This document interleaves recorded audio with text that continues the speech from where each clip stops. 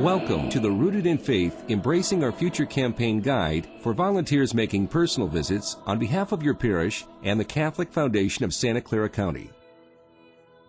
Your efforts in the weeks ahead will be the real strength behind the success of our fundraising endeavor. Ready? Let's begin. First and foremost, your responsibility is to maintain a positive attitude, and the best way to do that is to learn as much as you can about what the campaign is all about. If you know the special ways that the money raised will affect the ministries of the local parishes and the diocese, staying enthusiastic about the campaign becomes very easy. We are the diocese, and we just have to do what we can to make this a success. Be passionate, be enthusiastic about the whole campaign, and people will see that.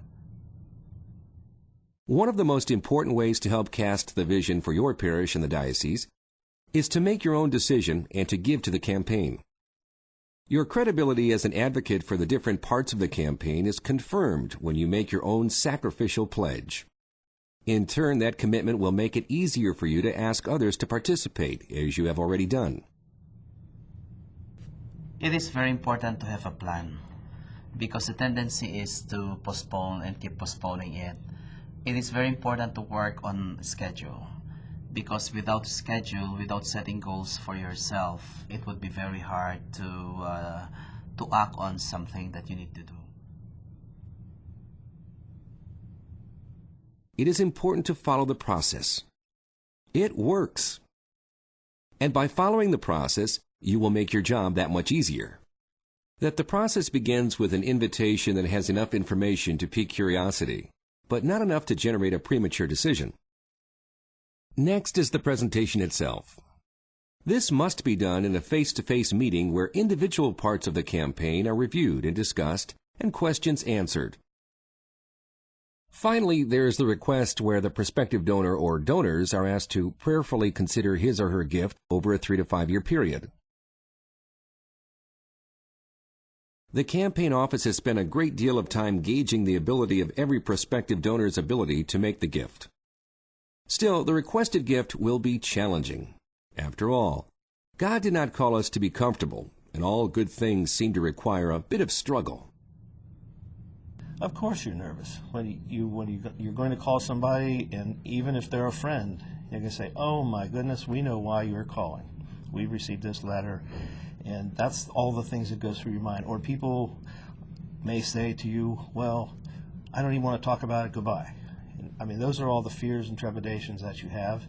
My own personal experience was, however, that I had no hang-ups. I had no people say, "I don't want to talk to you." I had one person say, "I'll write you a check right now." Except I didn't accept that, because I said, I want to tell you where your money is going. And the idea obviously was that we could see the campaign and see the whole pledge period and so on, so that we could really make the pitch. And I think that was very, very important in the campaign. Over the next few minutes, we will attempt to help you understand your role better by giving you some examples of good ways to follow the process. Still, after you watch these examples, be prepared to practice your own approach. That rehearsal will not only put you at ease, it will help put the prospective donors at ease as well.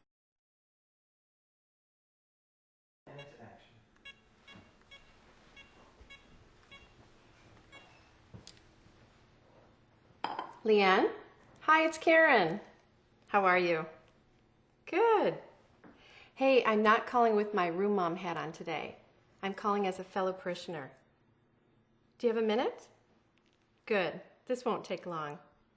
Father asked me to call you and Chris and follow up regarding the campaign we're conducting in the parish.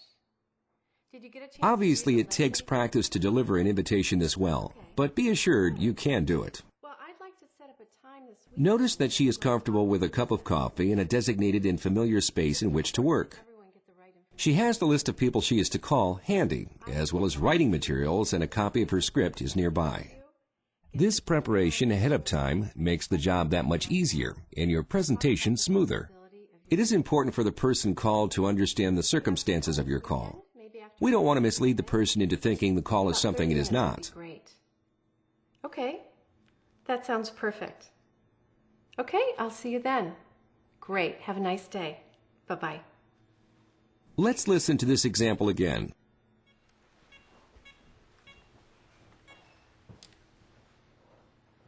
Leanne? Hi, it's Karen. How are you? Good. Hey, I'm not calling with my room mom hat on today.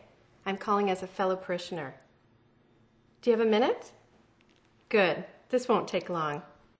In this case, it is not her regular room mom hat, but her parish hat.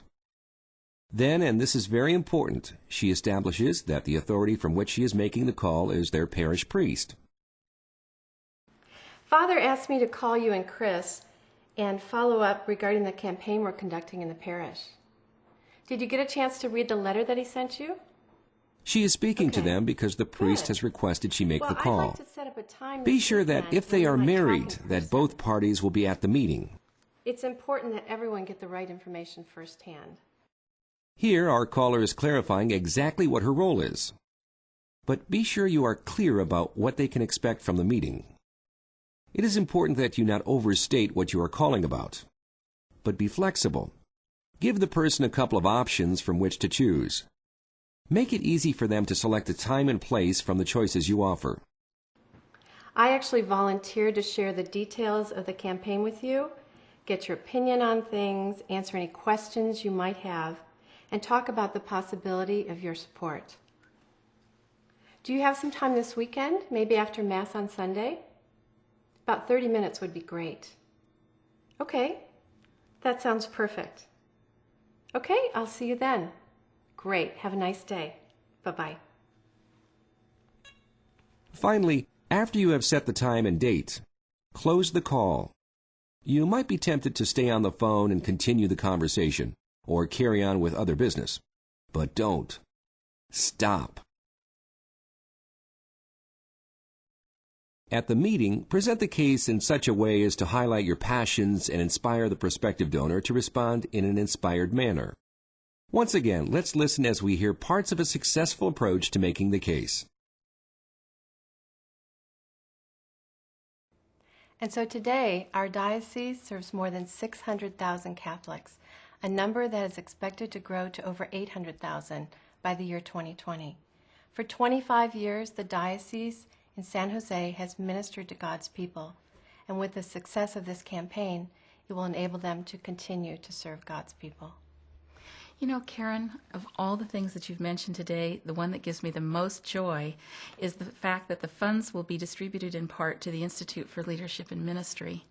I'm really passionate about the Institute, and I'm so glad that our gift will have a huge impact on the Institute as well as all of the other ministries that are part Now, of it. after all your work to arrange a meeting and then make your presentation, it all comes down to actually proposing that the prospective donors consider a specific amount as their gift.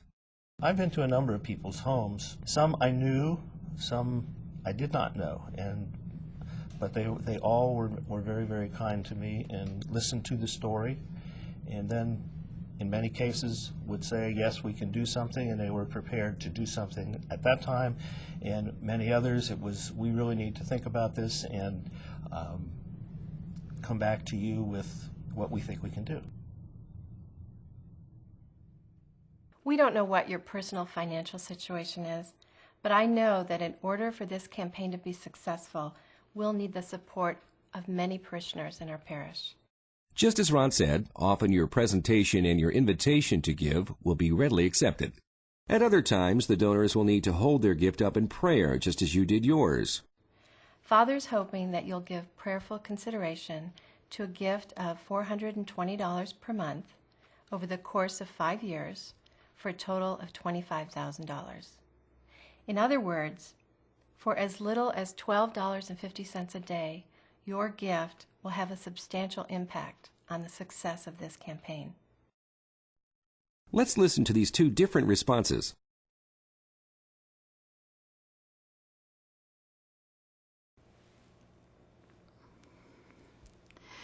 We really do think we'd like to respond to Father's request, and we just need to know what to do and how to get that process going. Thank you so much for your generous gift to the campaign. Father will be so pleased to learn of your support, for the campaign and also for the future of the diocese. I, like you, am very excited.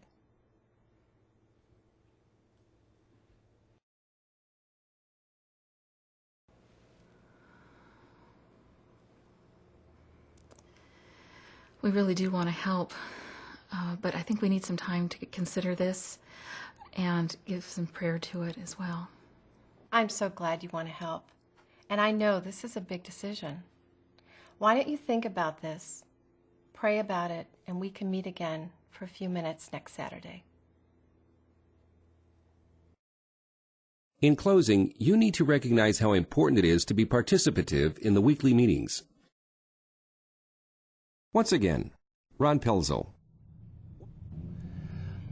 The weekly meetings I've found to be very good. I think from the standpoint of a participant in a meeting, sometimes it's kind of hard to get yourself up and say, yeah, I have to go to a meeting again this week. But the meetings are generally crisp and clear and quick.